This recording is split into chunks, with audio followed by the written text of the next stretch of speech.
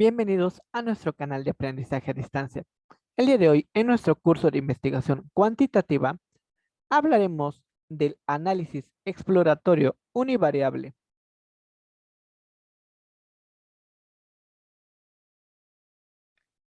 El análisis exploratorio univariable nos permite detectar errores de grabación, así como errores de codificación, y nos proporciona una primera aproximación al analizar los datos. Para realizar este tipo de análisis, deberemos de estudiar o analizar cada variable de forma independiente y por separado, utilizando tablas de frecuencia, gráficos y los estadísticos univariables pertinentes que nos den mayor información del comportamiento de los datos.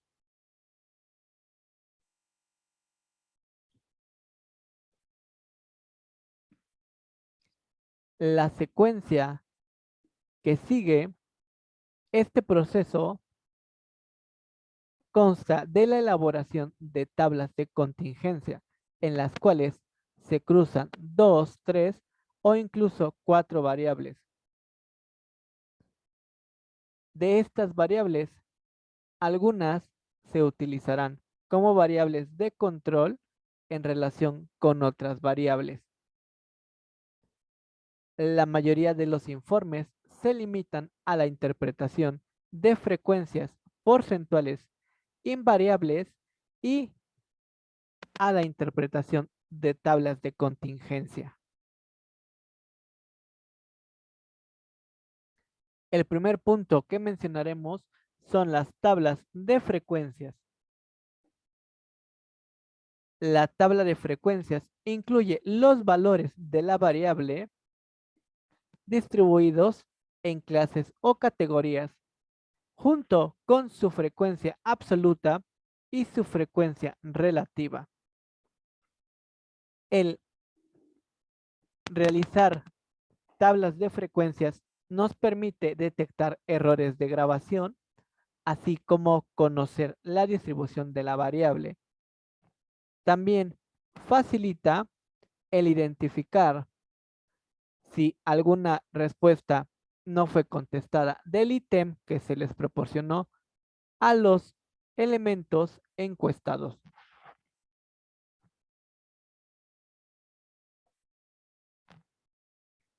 En variables continuas con un número elevado de valores, como lo es la edad de una persona, la tabla de frecuencias requiere la previa agrupación de los valores numéricos en intervalos amplios.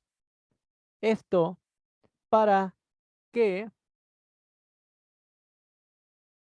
nuestros datos, al ser graficados y presentados, adquieran una menor distribución y sea más fácil su interpretación. Breeman y Kramer recomiendan emplear categorías entre 6 y 20, ya que si se utilizan menos de 6 categorías o más de 20 categorías, la información que se presenta puede ser distorsionada, dificultando así la interpretación de la distribución de la variable.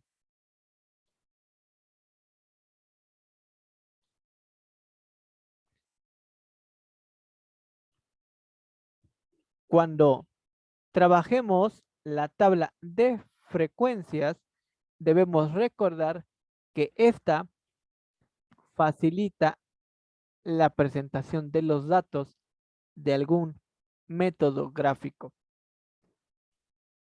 Al hacer referencia a los diferentes tipos de gráficas o métodos de representación gráficos, debemos recordar que las posibilidades gráficas son numerosas y de fácil realización, ya sea por software analítico especializado o una paquetería esencial de Microsoft. Tenemos diagramas de barra, histogramas, gráficos de sectores, de tarta o de pastel. También tenemos gráficos de polígono, gráficos de ojivas, gráficos de tallo y hojas, y en software más especializado podemos elaborar diagramas de caja o de bigotes, como también son llamados.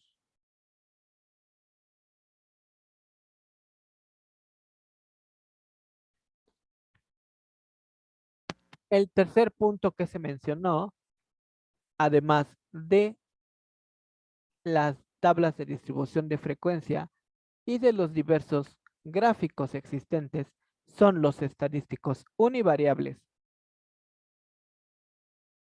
Un estadístico univariable es información más precisa de la distribución de la variable. Estos estadísticos univariables miden la concentración de valores y su representatividad. El primer conjunto de estos estadísticos univariables son las medidas de tendencia central. Estas describen cómo se agrupan los valores de cada variable. Y dentro de esta categoría podemos mencionar a la media aritmética, la mediana, la moda y los cuartiles. Debemos tener en cuenta que la media aritmética es la más representativa y su valor expresa el promedio de los valores de la distribución. La mediana es el segundo estadístico en importancia y proporciona el valor que divide a la distribución en dos partes iguales. La moda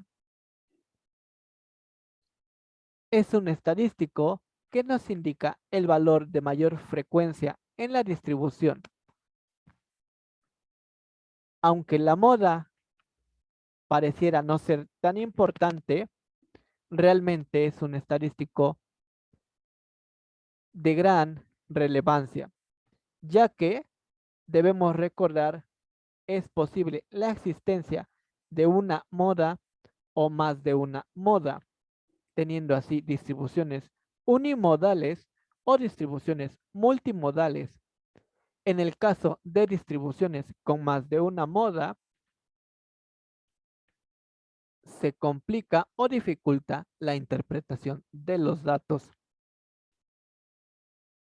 Al hablar de cuartiles, debemos recordar que toda la distribución o todos los datos pueden ser divididos en partes iguales.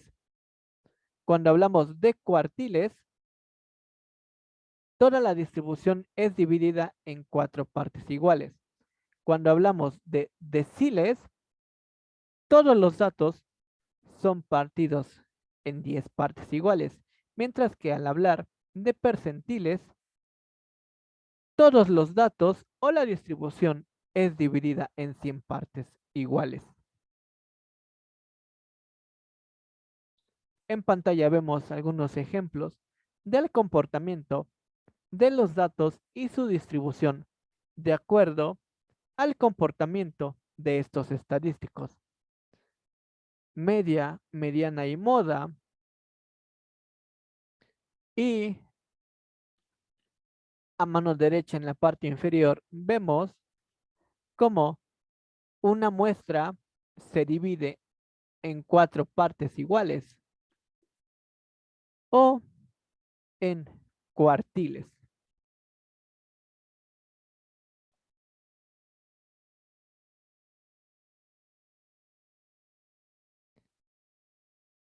Otro tipo de datos univariable que son de gran importancia son las medidas de dispersión. Estas nos permiten conocer cómo varían los valores en torno a la media o a la mediana. Y el primero de ellos es el rango, el cual expresa el número de valores que incluye la variable. El siguiente estadístico de relevancia es la desviación típica, el cual se considera que es el promedio de la desviación de los casos con respecto a la media y se utiliza como indicador de heterogeneidad. Su cálculo se exige para medir la representatividad de la media. El último estadístico en este grupo es la varianza, el cual es el cuadrado de la desviación típica y expresa la heterogeneidad de la variable en los casos analizados. En pantalla vemos una distribución con baja dispersión y un ejemplo de una distribución con alta dispersión.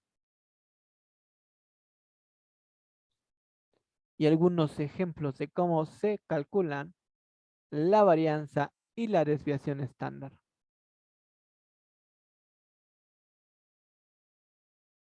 Al hablar de estadísticos, también es importante hablar de la simetría. Esta expresa cómo se agrupan las frecuencias en la curva de la distribución de la variable. Un valor de 0 significa que nuestra distribución es una curva simétrica. Cuando esto sucede, coinciden la media, la mediana y la moda. Cuando se tiene un valor mayor a 0, podemos establecer que la distribución es asimétrica a la derecha con un sesgo positivo. Y esto se debe a la presencia de una mayor cantidad de valores por debajo de la media. También es posible obtener un valor inferior a 0, en cuyo caso se estará hablando de una distribución asimétrica a la izquierda con un sesgo negativo.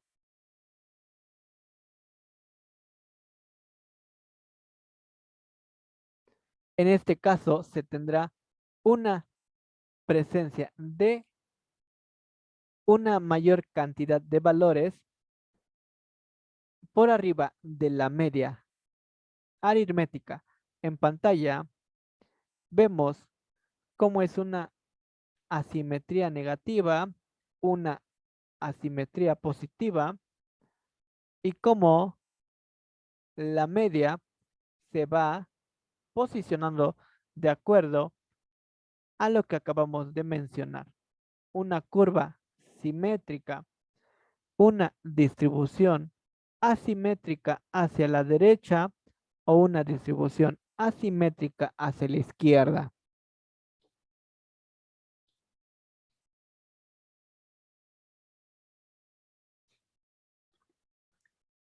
Otro punto importante es la kurtosis, la cual indica la concentración de valores en torno a la media.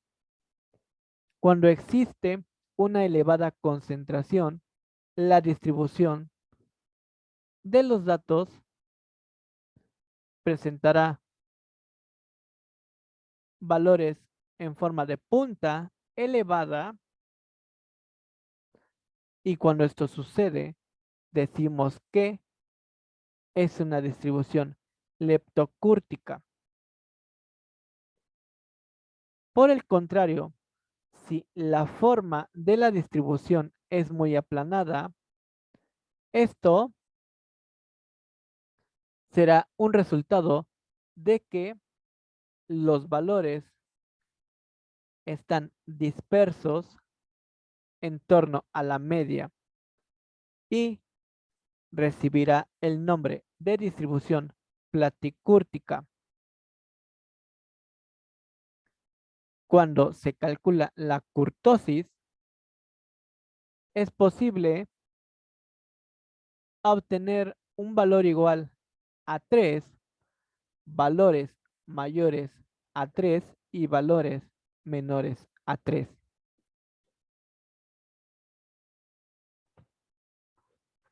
Vemos en pantalla la fórmula para calcular la curtosis y la distribución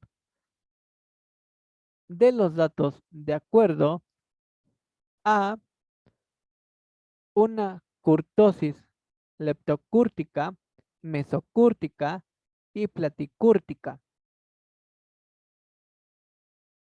Observamos que, tal y como lo hemos mencionado, es una distribución en punta y muy elevada o una distribución más plana y con una gran dispersión.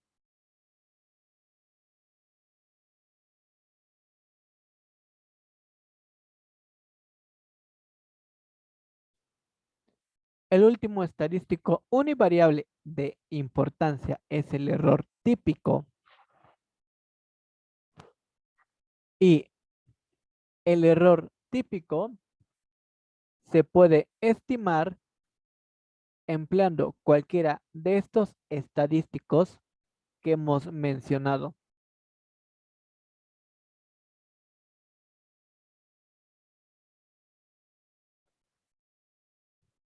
Para poder determinar el error típico,